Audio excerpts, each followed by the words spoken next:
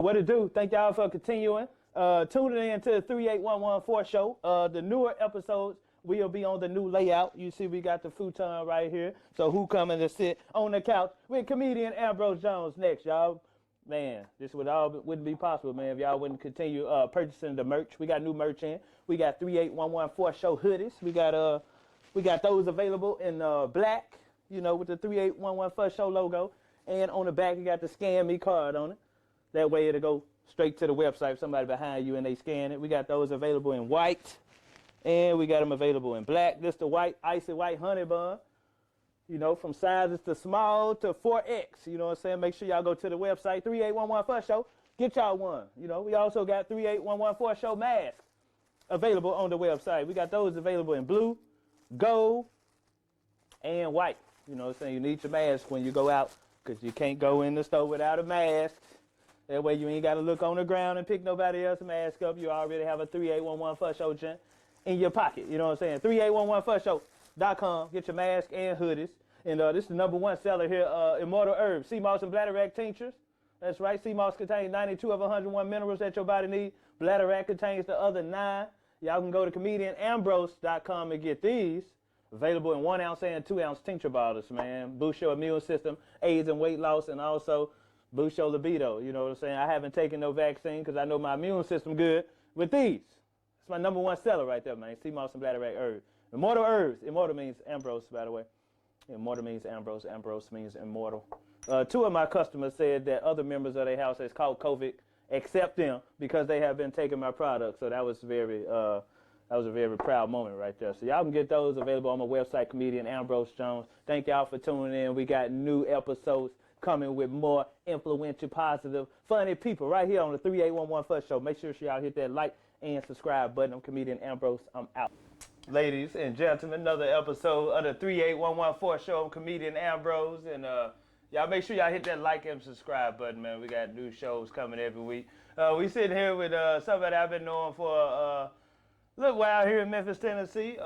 This guy has an interesting story. We're going to get in and talk about what he do, but right now he's the duckmaster. So if you ever been in Memphis, Tennessee, went to the Peabody Hotel and seen the duck show, this is the guy that, trains them and tell them what to do.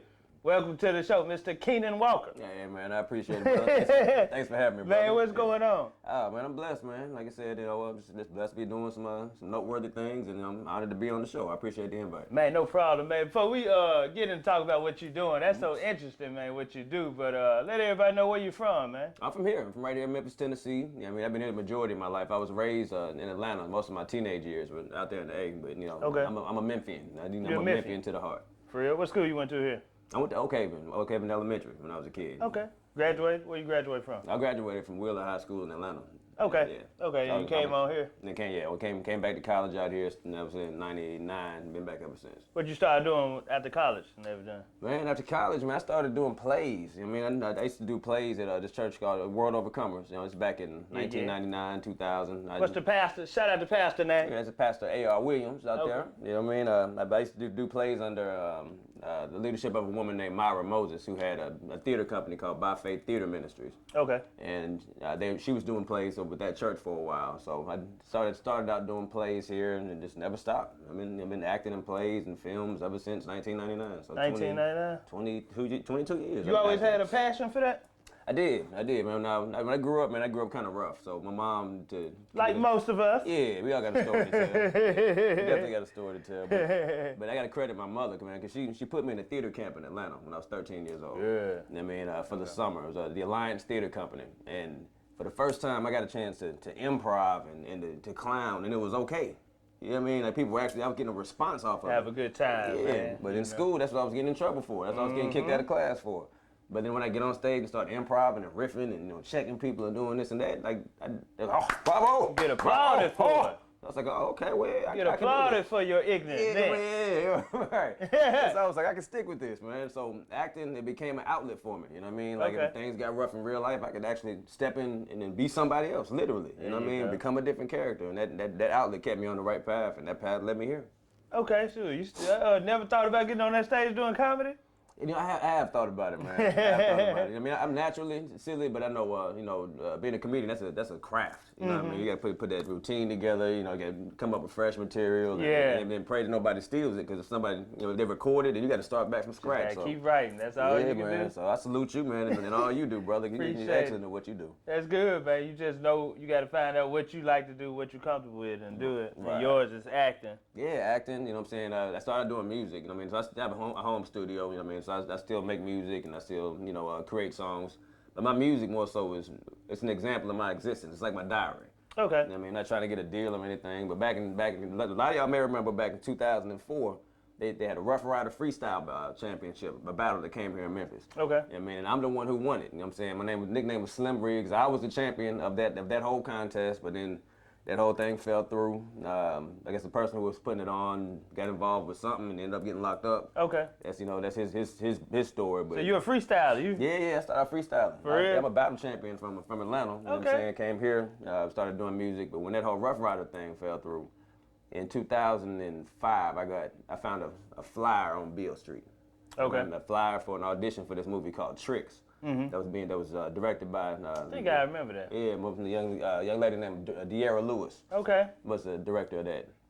And something in my spirit told me, man, like if I go down there and I'll audition for this movie, I'm gonna get in this movie. Mm-hmm. Right? Because I was kind of discouraged about the music thing at the time, so I was like, let me be focused on this acting thing a little bit more. It seems to be opening more doors and what I mean, putting people in the seats. So when I went on this audition, man, I auditioned for one role, but ended up getting the lead male role in that movie. So De'Ara Lewis, shout out to her. You know what I mean? She put me in my very first movie, acting, like giving me a lead role. Okay. And then from there, the roles kept coming, never stopped. You know what I mean? So, what was the character you played? I played a character named Devin. You know what I'm saying? And Devin was I don't know if any of y'all have not seen Tricks. One, it's on Amazon Prime. You can get that right now. Go out there and support black films, black artists, and Memphis made movies. But the film had to do with a brothel. It was a massage parlor that was the front for a brothel. Mm-hmm. Right? So we got some of those around here. Right. It's based off of real life. You know what I mean? And if y'all know one, let me know. But see, what the movie did was it went into each one of these women's stories, who worked at this massage parlor, and told why they did what they did, why they worked that particular profession. Go check that out. Right, it's a good movie. I'm proud of it. You know what I mean? But the character I played ends up dating one of the women in the massage parlor. He thinks that she's just a masseuse. Okay. That's it. Oh. You know what I mean? But then as the story unfolds, later on, you find out a little bit more, and then chaos ensues. So yeah, check out Tricks. Tricks the movie. It's on Amazon Prime. We can watch that right now. I'm gonna go watch that later. Is that based on a true story? It's based off. You know what? If I'm not mistaken, and I think De'Ara was working for a news station or something like that at the time, and she ran across a story on prostitutes and the life they live, but I don't think she appreciated how these women were being portrayed. I mean, they weren't being portrayed as people. They were being portrayed as just I guess as whores or you know what I mean, as objects of lust and not people. You know what I'm saying? So I think she wanted to go and tell the backstory of what these women actually went through. They gotta get their money too. Yeah. Everybody's got a story to tell. Everybody else doing what they do to get their money. You can't judge nobody. Yeah, can't knock nobody's hustle, man. How you make ends meet, that's what you do. They probably keeping families together out here. You know what I mean? Because I know a homegirl, she stripped, and she said a lot of married men just come in there and just want somebody to talk to.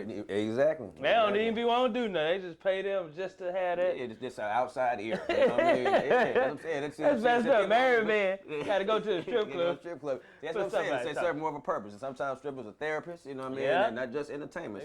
So shout out to the strippers. I got love for y'all too. Play a lot of roles, man. Absolutely.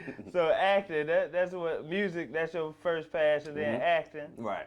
Just anything. We got black folk, we got to find an outlet, just find something we love to do, man. Because we're multi-talented, man. But see, a lot of us don't tap into what our passions are because we don't see anybody outside us doing anymore than that was hard. You don't see nobody outside your family doing nothing extra than working. Yeah, exactly. You know what I mean? So it's hard for you to step out there. Right, I'm gonna be in movies. It's like, boy, if you don't sit down and go do something that's gonna bring some money. Do comedy, like what? Yeah, man, but man, I think as a people, man, like I think we're just blessed to be multi-talented. You know what I mean? Whether we realize it or not. So. I mean, I guess my advice to anyone who might be watching this, just find something you're passionate about. I don't care if it's, working on cars, if it's painting, if it's, working out, whatever, you know what I mean? If you find something that makes you feel fulfilled, you know what I mean? You can make money out of it. You can make money. Yeah, there you go. There you go. And it won't feel like work. It won't feel like work.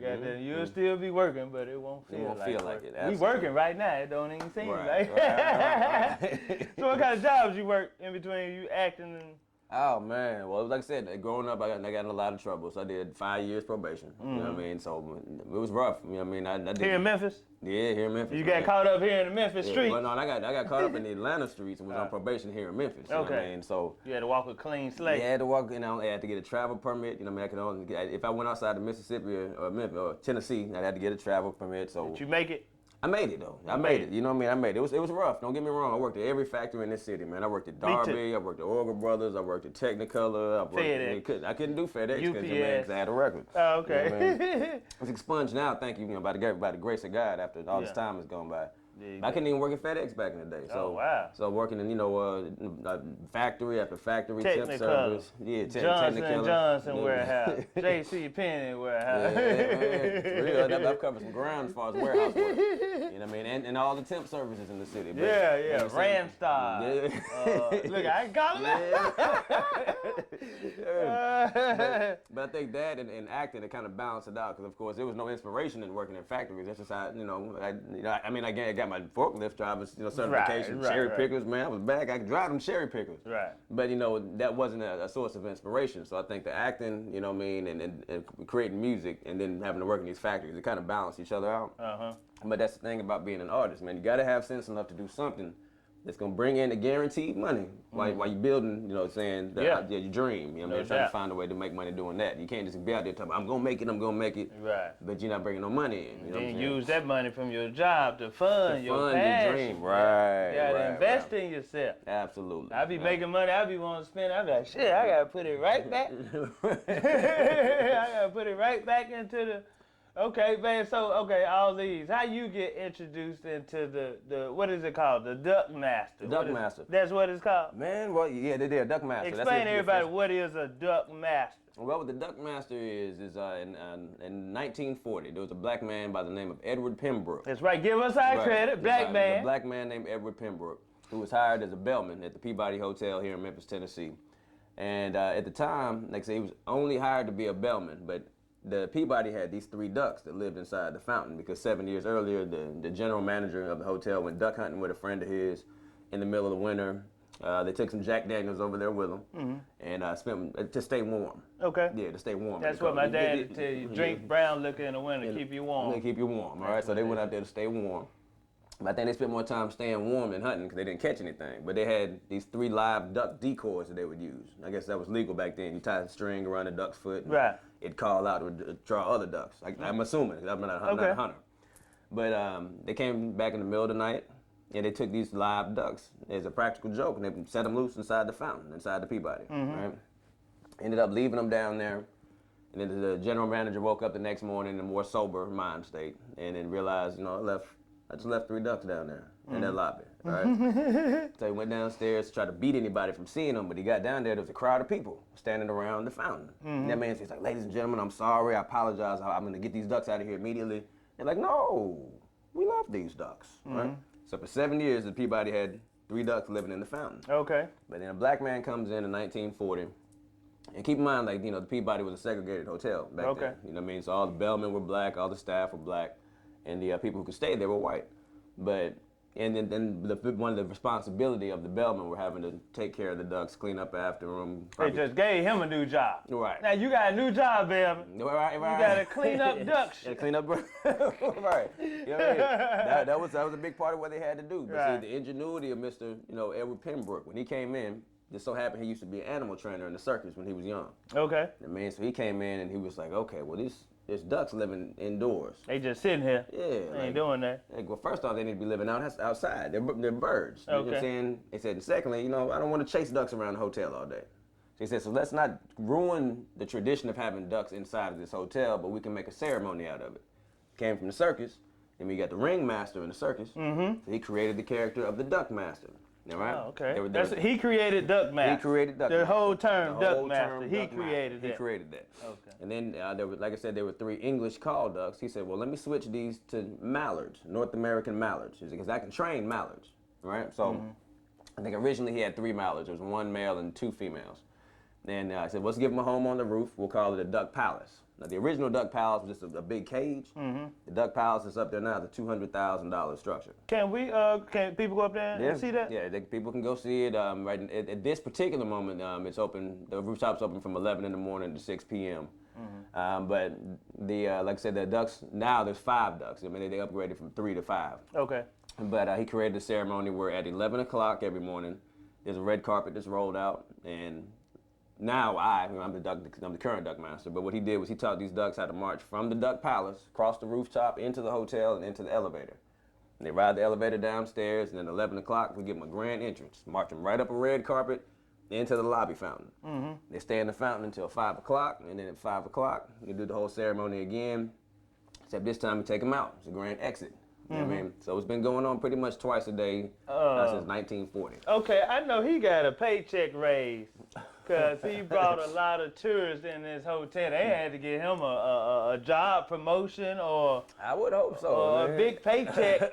A big paycheck, man. I didn't just train the ducks, man. I would hope so, man. But this is, realistically, this is 1940. I mean, he was there from 1940 to 1991. So, things for us were a little bit different back during that time period. So I don't know if he got a significant, pay raise, but I know he got some notoriety. He made the Peabody the Peabody. Right. The Peabody was just a hotel at first till he started. Absolutely. So, man, how much patience do you have to train ducks, bro? Well, really to train anything. I know how you got to have patience to train dogs and, stuff like that. Right. But kids, well, you don't train kids, but I know it takes patience. How much patience do you have to? You know what? You do have to have a lot of patience, you know what I mean? But the thing is, you got to have fun with it. You know, right? So when I first started, keep in mind, when I went to the Peabody originally, I didn't start as the duck master. I went originally to be the concierge. Okay. That was it. That was in. That's the guy that greet people as they come. No, that's the person that's when you get checked in, you're trying to figure out what there is to do in the city. That's the guy you go talk to who tells you what sights to see and book restaurant reservations. Basically, like the ambassador of Memphis tells you where to go. Okay, cool. Right, so I only went for that reason. That was October 2018. All right, went just to be concierge. Now, keep in mind, prior to that, in my life, in my time in Memphis, I was the lead tour guide at the National Civil Rights Museum for 6 years. Okay. I went to the Stax Museum of American Soul Music and wrote a tour guide training curriculum for that museum and trained tour guides and was a supervisor there. And then I'm an actor and artist. So, I'm a historian and I'm an artist. Okay. All right, so when I started at the hotel, there was a duck master named Anthony Petrino, who was the duck master at that time, and then there was an assistant duck master named Doug Weatherford. Okay. But Doug was both of these guys white, by the way. I just want They were both white. Okay. Yeah, every duck master since Edward Pembroke retired was white. He trained everybody else. Well, he trained somebody and then they trickled down. Trickled down. Now there have been other black duck masters, but they were bellmen who would step in that were the assistant duck master to the white duck master. Okay. So there's been other black men who have marched the ducks, and shout out to all of them because you all have paved the way for what I do now. Okay. But historically, as far as the official duck master, every duck master since Edward Pembroke has been a white man. Okay. Until you. Until me. All right. Until me. Cool. Yeah, just give it up for that. Yeah, thank you. But I have to credit a man named Doug Weatherford for that because when I started, like I said, Anthony was the duck master. Doug was the assistant duck master, but he was also the hotel historian. Okay. So I saw him giving a tour through the hotel, and I was like, oh, there's a historian here. Let me talk to this dude, see kind of stuff he's knowledgeable of because I'm a historian. Yeah, too. I did that. I do that too. I mean, so we kind of would had conversations in the lobby, and then 3 months after I started, Anthony retired. Doug became the new duck master. Okay. And then he came up to me. He was like, "Hey," he's like, "I've been watching you." I was like, "For what?" You can't just walk up to nobody. Watching me. Okay, you caught me. I've been stealing the shampoo and the conditioner lotion. You got me, bro. You got me, man. But he came up to me, man. I've been stealing all the white towels. You got me. The bathrobes and all that. You got me. No, I think, but then I was just, I guess, you know, I was just caught off guard. I was like, what do you mean you're watching me? You know what I'm saying? Because, you know, in being in an environment like that, when you don't come from that type of environment, you know, you already got to be on your P's and Q's anyway. Right, so when someone's walking around talking about I'm watching you, like, what you mean you watching me? Maybe he's like, no, I really think you have what it takes in all areas to be successful, being a duckmaster. Wow. Hold on, what year was this? This was 2019. 2019. This was February. You was just minding your business, doing your concierge work, and he came up to you. And he came up to me, and I tell you, and I'll be honest with you, I said no. I said no, man. Right, that would be my first response. I don't want to be no duck master. I'm gonna tell you why I said no, though. I'm gonna tell you why I said no. I had just been promoted from the lobby concierge to being the private club floor concierge. Oh, okay. So I had my own lounge. I had a hors d'oeuvres, open bar. It was just me greeting. It was me hosting a happy hour for the club floor guests from 5 to 7. It was just me. Man. So I was like, oh, this is where it's at. Good tips. Man, I thought it was nice. It was nice. And I've been up there 1 week, just 1 week. You know what I mean? And that first week, the amount of tips that I got in that week outweighed that week's paycheck. Yeah, because you are the rich folks. Right. Hanging out, And I was genuinely connecting with people, but they were showing appreciation. You know what I'm saying? So I was like, oh, I'm good right here. Yeah. This is where I need to be. Right. When I told him no, he looked at me and he said, man, just think about it. Really think about it. That's a hell of a thought for somebody to put on your head to be the duck master. Yeah, like, just think about it. That shit gonna fuck with you. What the fuck? What you mean? I don't know nothing about no. About training ducks. And plus, I'd never seen a black duck master. There was a man named Don. Shout out to Don. You know, I'd seen him conduct a ceremony, but I'd never seen a black duck master. Like, that's what he does. Wow. So I knew that the guests, in my mind, I'm like, the guests ain't coming here to see me. They coming down here to see someone like you, or Anthony, you know what I'm saying? Right. So in my mind, I had all this opposition that I knew I was going to have to face in that position. And then coming from the rich and the rich races, it's like, okay, I'm not dealing with that. This is what I had in my own mind. I know. Right? That's about the same thing be going in my head. I'm straight. Yeah, I'm good right here. You know what I mean? But make a long story short, I told him no 3 times. He asked me 7 times. I was like, bro, you're persistent. Yeah. So I prayed about it that night. I prayed about it. I woke up the next morning, had a complete sense of peace about trying it out, and a certain level of excitement about what maybe I could bring to it as a historian, as an artist, as a performer. Start thinking about it after you prayed about it. After I prayed about it. Prayer works, don't it? Yeah, man, I'm telling you, I everything that I've been blessed to do in my life. All right, let me repeat that. Everything I've been blessed to do in my life, I've been led to doing by following what was in my spirit. I cannot take any credit. If you ask, you shall receive. Okay. I'm a walking, talking testimony. I didn't plan any of this. Come on, man. You gonna get somebody to start shouting there. Yeah, man. I'm coming from a position as someone who was once labeled a felon. You got to understand. I was told what I could not do, what I was not eligible for, what did not apply to me, what I was categorized as. They told me my whole life what I couldn't do. Right? Right, but then once I started being led, once I started doing what I felt like was in my spirit, doors started opening. Right. Certain things that I was not eligible for, I'm all of a sudden, not only am I eligible for, I'm redefining. Man. You know what I mean? So, again, that's I don't want to get on my soapbox. I mean, I get started. Right. You dig what I'm saying? We get church started. Yeah, if you want to make God laugh, tell me your plan. Tell him your plan. I'm trying to tell you. Yeah. But that was February 23rd. February 23rd, 2019. I became the assistant duck master. You started training with Doug. I started training with Doug. Okay. So Doug, he started teaching me how to train the ducks. As far as the presentation part of it now keep in mind, I come from theater. I come from performing. Right. So when it came time to memorize the information, in my mind, it's a monologue. All right. When it came time to actually get out there in front of the people, the fountain's in the middle. I'm like, okay, this is theater in the round. You know what I mean? I got the audience members all around me. This is theater in the round. Okay. So I asked him. I said, well, as far as the presentation, can I adjust it a little bit, personalize it, make it, kind of walk around and engage the people and take pregnant pauses so the humorous parts give people time to laugh. Like turn it into a show versus speech. Right. Okay. They were like, yeah, make it your own. Just stick to the subject matter, but yeah, make it your own. Okay. So, man, first time I got out there. Hold on. What's the first thing Doug taught you about the ducks that you got to know about the ducks in order to tell them what to do? First thing he taught me about the ducks was not to be afraid to just get in there and then to start training them. You know what I mean? Because the first thing really, you have to teach them how to march from the duck palace all the way into the elevator.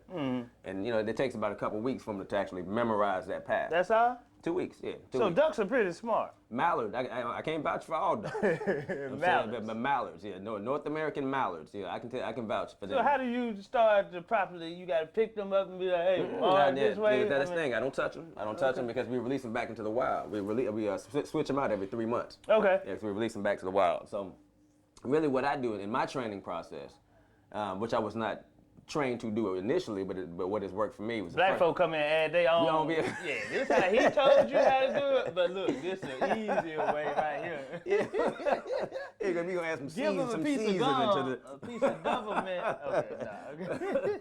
That makes the quack a little bit more fresh. You know what I'm saying? But the first thing I do is when I get a new team of ducks, they're scared. They don't know what's going on. Okay. They don't know where they are. Got to make them feel comfortable. Got to make them feel comfortable. So I spend about 2 or 3 days. I talk to them.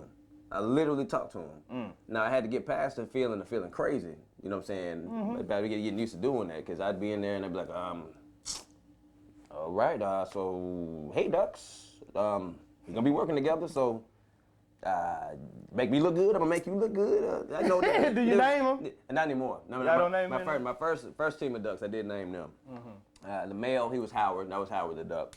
And then I named each one of the female ducks after one of my aunts. Okay. So I had Diane, Gail, Frankie, and Sarah. Wow. I mean, but now you found a way. You ain't got a name. Yeah. You just talk to them. Well, I got to attach to that first group. I mean, so that was kind of heartbroken. It was time to let them go. Yeah. I mean, it's my first team of ducks. So Right. I stopped naming them after that. Okay. But after they get comfortable with me, Start talking to them. just start talking to them, man? So spray them off with a hose. Doing like we do dogs. Yeah.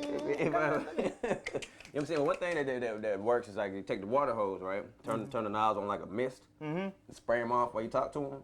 That puts them in a state of calm. Okay. You know what I mean? They'll break because they'll be huddled up in the corner on top of each other. You spray them with that hose and light mist, and they kind of get into like a real calm state. And they start doing this with the snout, letting the water run down the beak, and I'm like, okay, y'all are calm. This is working. Okay, I talk to y'all while I'm doing this. Okay. They didn't train me to do that. That's what worked for me. Okay. I mean, and then after a while, they would just walk up to me. I'm like, okay, y'all ain't scared of me now. And then there's a 2-week overlay where, like, when I get a new team of ducks, I have the veteran ducks with the rookie ducks with like a little fence separating them. So the ducks are the rookies. Like I said, they're scared. But when I come in the duck palace, my veterans, they've been with me for 3 months. Right. So those ducks see the other ducks interacting. They're like, okay, he must be all right. Okay.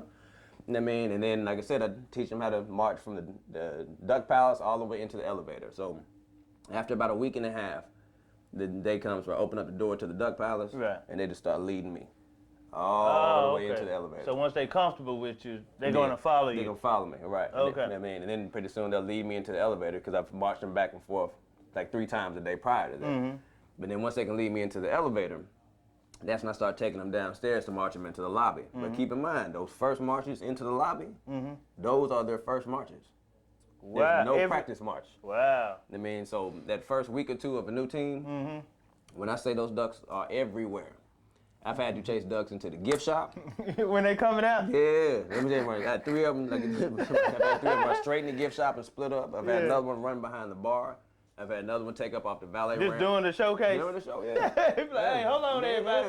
Hold on. No, so what I do is I set myself up, you know, I introduce, while I'm doing the introduction and talking to the people, I let them know, like, look, now, you know, you came during a special time during the process. Okay. Now, these are DITs. These new ducks. Yeah, these are ducks in training. Right? So anything can happen. You know what I'm saying? Okay. And I know to do that because I don't want to have people come out there to come see this, what they think. I don't know what they think. I guess the ducks think I got them dancing or, you know what I'm saying, they're going to do something that's elaborate. It's a duck march, you know what I mean? So I've taught the ducks, I teach them to march back and forth down the red carpet. I can get them to stop on command, but if you come during the training process and you've never seen the process, you're going to be like, what is this? What the hell going on? And he ain't no duck master. He don't know what the hell he's doing. Look at him.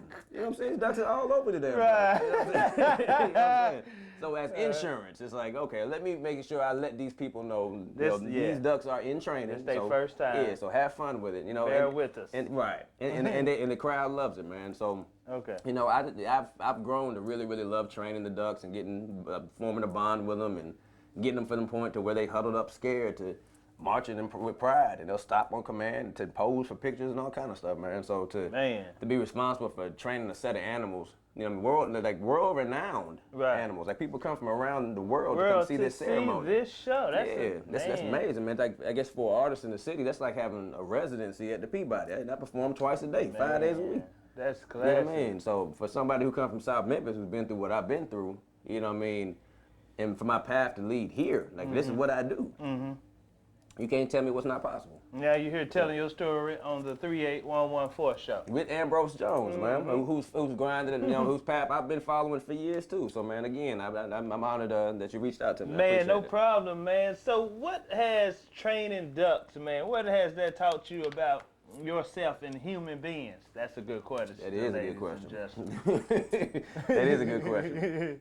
You know what, man? You know, the thing that I think I've gotten the most out of training the ducks is, you know, it's allowed me to realize that being who you are, you know what I'm saying, being who you are, if you can affect 5 animals, you know what I'm saying, to the point to where they're worthy of being seen by people who coming in from around the world, and then keep in mind, these millionaires. I'm surrounded by millionaires and business CEOs and movie stars, like some of any and everybody comes inside the Peabody.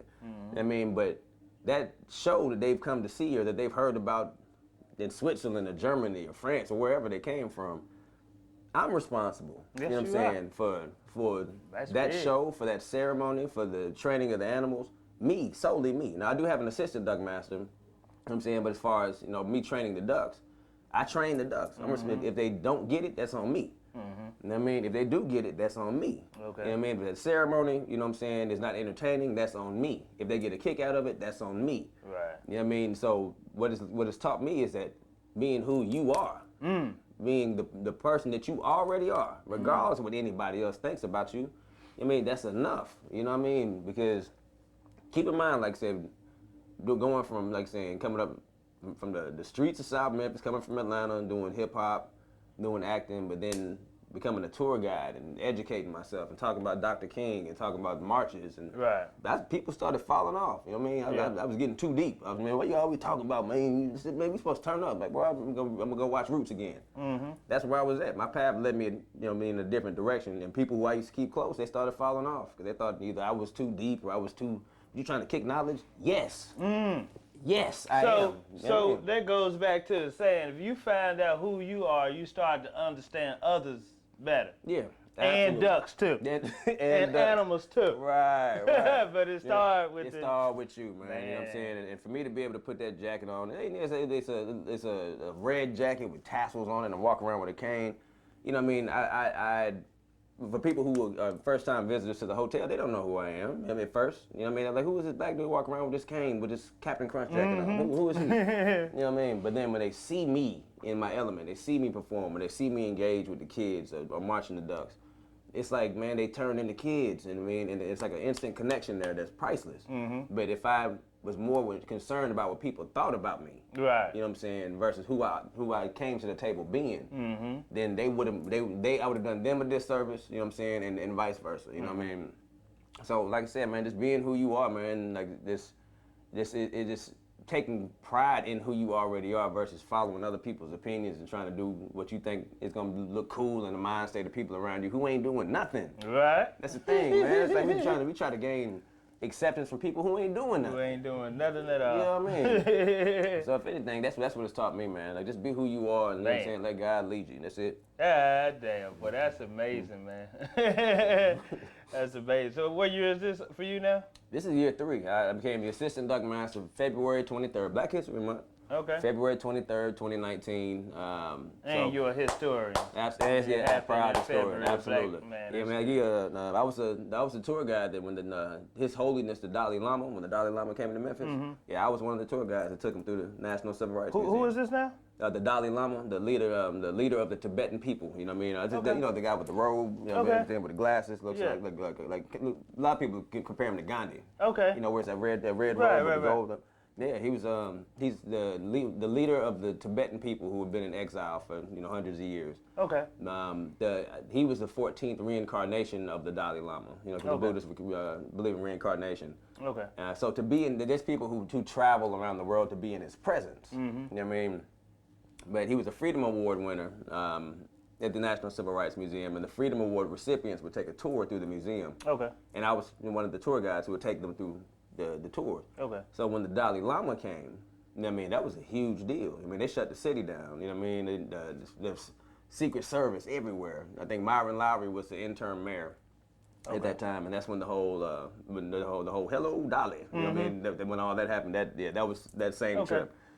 But man, here I'm a young kid who was finding his way. You know what I'm saying? South Memphis. Yeah. What part of South Memphis?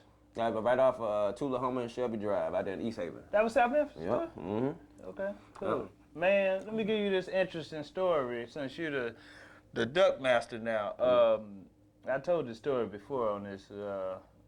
2015, I was staying in LA and I went to the Laugh Factory and seen Dave Chappelle. This is my first time seeing Dave Chappelle, and this was right after the Comedy Central thing. And I was sitting like on the right side of the stage. He was sitting on a stool drinking a Yahoo. Chocolate milk. He was just taking, just talking shit, taking questions from the crowd. I was like, "Hey, Dave, can I take a picture with you?" He was like, "Nah, man, I don't do no pictures." I was like, "I'm a comedian." He was like, "Oh, okay, for real?" He was like, "Where you from, man?" I was like, "I'm from Memphis." He was like, "Man," he was like, "Okay, yeah, I've been there before. I stayed in the hotel with the ducks." Shut up. Yeah. So. Memphis, famous people, everybody come from all over the world, man, to see, man. That's good, man. So let everybody know where your social media info is and how can they contact you. Because you know what, before I was gonna ask you, could you bring one of them ducks up here? These are world-renowned ducks. You know what I'm saying? So try to get them out of that duck palace. You know what I mean? Try to smuggle them out the hotel. And by the time you see this interview, I might not be working there anymore. If I try to get one of them ducks out of there. Do you feed them too? Yeah. Well, that's how you get comfortable with anybody. You feed somebody long enough, they're gonna come back to you. What do ducks eat? In the morning, I feed them romaine lettuce. You know what I mean? They like romaine. Okay, they got a healthy diet. Yeah, they have romaine lettuce, and there's like a scratch grain, which is like a cracked corn, and like a seed mixture I give them in the morning at 11.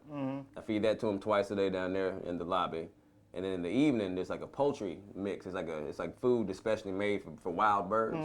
So I give them that with an oyster shell and a chick grit that's mixed up in there, so it aids with digestion, and it's good for calcium. Okay. And so they eat well. No, you eat good. You feed them. Oh, anybody will follow you, goddammit. You ever fed a woman? It's hard to get rid of it. Goddamn Ambrose, he make a hell of a spaghetti, boy. It's hard. Okay, you feed them. Okay. Yeah, feed them. Okay. I clean up after them, so it's not all glamorous. Take care of them. Yeah, I do. I really do. I take care of them. Make sure they're properly, taken care of. They're properly fed. And make sure they're happy. And you can actually tell when they're happy because they'll bathe themselves a certain way. They take pride in their appearance. You know, make sure they look right. So when they get down to the lobby at 11, and I start dipping their head under the water, letting the water run down their feathers, and they start getting themselves together because they know they about to put on a show. Yeah, exactly. Yeah. I be seeing them scratching their ears and everything, cleaning their ears. Right. Okay, man. Well, let everybody know where they can find you, what you got coming up, man. Yeah, man. My social media, my Facebook's under Kenon Walker. That's Kenon. Last name Walker. Instagram is Kenon _Walker. And you can find me on there. My IMDb page, International Movie Database. I've got a page on there under Kenon Walker. And as far as upcoming projects, man, I got a few. I just finished my scenes for a project with a director named H. Lee Bell for a film that has to do with juking, about juking in Memphis. So. Is my boy J-Pro part of that? I believe so, yeah. That's my guy. Yeah. So I just finished my scenes for that. I did a television pilot with David Arquette and Elise Neal that is in Tiger and Trinidad James. That's produced by Post Malone, Dre London, Christina Arquette, David Arquette, Elise Neal, and Tiger, called High Heel. So we finished the pilot. That's being shot at networks now. So hopefully. Where y'all do that at? We shot it here in Memphis. Okay. We shot it here in Memphis. It takes place in Memphis. It was written by Trinidad James. Dig that. And my brother Princeton James. Princeton James, is a co-producer on that as well. So We're shopping at the networks now, so hopefully we'll have some exciting news to share about that coming up. I will be doing a feature film with Princeton James. That's a thriller. It's a kind of a horror thriller that we're going to be shooting here in Memphis. And I'm going to LA a week from today, actually, to go make an appearance on a game show that you will be hearing about very soon. So it's who the host? Can you tell us the host? Anthony Anderson is the host. Okay. Yeah, Anthony. You got another new game show because he already did one, right? I believe this is gonna be the first one. Yeah, I'm not sure. I'm not sure if he did one prior to this one. Okay. But I can't speak too much on that, but you'll be hearing about that much sooner than later. So I guess we got a few exciting projects coming up. Yeah, we know how that go. You'll ruin it. Right. You said that. Yeah, you weren't supposed to say that. I dig that, man. I'm comedian Ambrose Jones, man. Y'all make sure y'all support the merch. We got the 38114 show mask. We actually got these in different colors: blue, white, gold. That's on 38114show.com. And we also, after school, I went to Concord to be a pharmacy technician. Never worked at a job after that, but I did learn a lot about modern medication. And I just applied that same research to herbs. So this is I created this during the quarantine. Seamoss and Bladderwack tincture, man. There's Seamoss and Bladderwack soaked in 80-proof vodka for 6 weeks, and the alcohol extract all the minerals out. And you take it as a tincture under your tongue and your salivary glands, take it straight to your bloodstream, so it's instant. Wow. So, Seamoss contains 92 of 101 minerals that your body needs. Bladderwack contains the other 9. So this boosts your immune system, aids in weight loss, and also good for your libido also. Yep, good. Y'all can get those at comedianambrose.com. I got the 1 ounce and 2 ounce available. Man, first I started out making these for myself, but now I started packaging it up and start selling. Now I got repeat customers. I got new customers. They advertise on 44 episodes of 38114 First Show. So I got orders going out every week. So I created a whole nother job on accident. But man, actually 2 of my customers said that other members of their house caught COVID except them. After taking this? Because they was taking this. Oh, okay. Because, as long as your immune system's strong, it'll fight off any kind of cold or infection or virus. You know what I'm saying? It ain't nothing but a virus, corona. Yeah, that's it. It's a virus. So. And get your 38114 First Show hoodies. We got these in black and white. You know what I'm saying? All size small from all the way to 4X right there, man. That's the scan code on the back. They scan it to go to the website. Dig that. That's new right there. Yeah. 38114 First Show. Y'all make sure y'all hit like and subscribe. Mr. Kenon Walker, you being a historian and you seeing all the injustices going on now, is there anything that you can leave the people, man? We know what, and that's, I'm glad you asked me that question, man. The thing that's another good question, ladies and gentlemen. They keep going. Hey, this man is on point. I'm getting good at these questions. The thing that made me really take pride in being in the position of being the duckmaster was as I was I was being furloughed. I was furloughed now during the quarantine. That means laid off, ladies and gentlemen. It's all right. Furloughed is a long word. That's what for the white jobless. people say. Black people say laid off. Laid off. You've been laid off. Yeah, man, so it was like a 3-month period. Of course, in March last year, when the coronavirus hit. That's also right around the time. Hurt everybody. Everybody.